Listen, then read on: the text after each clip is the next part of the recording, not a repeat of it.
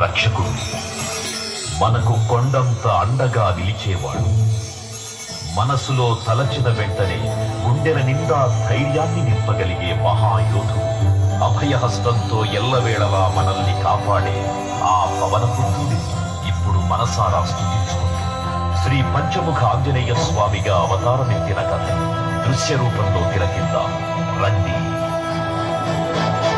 ఆంజనేయం ప్రసన్నాంజనేయం ప్రభాతవ్యకాయం ప్రకీర్తిప్రదాయం భజేవాయం భజే బాలగాత్రం భజేహం పవిత్రం భజే సూర్యమిత్రం భజే రుద్రరూపం భజే బ్రహ్మతేజం.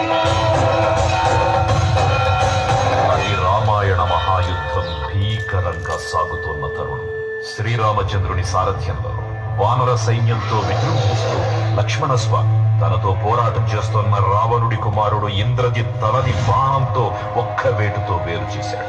ఇంద్రజిత్ మరణవార్త విన్న రావణుడు ఆవేశంతో ఊగిపోయాడు. ప్రతీకారం కోసం పాతాళలోకాధిపతి తన సోదరుడు అయినటువంటి మహిరావణుడి సహకారం కోరాడు.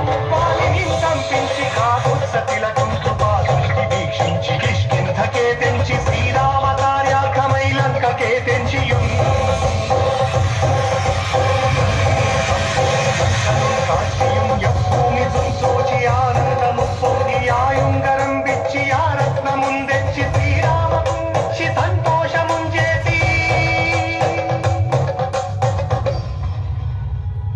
తన ప్రభువులను కాపాడుకోవడానికి వాయువేగంతో పాతాళలోకానికి చేరుకున్న ఆంజనేయ స్వామికి సగం మొసలి సగం వానర రూపంలో ఉన్న వింత జీవి ముఖద్వారం వద్ద కాపలా కాస్తూ కనిపిస్తుంది.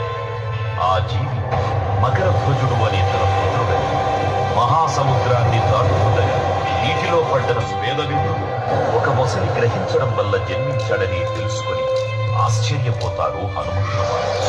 బ్రహ్మాండమైనట్టి ఆ శక్తిని వైచి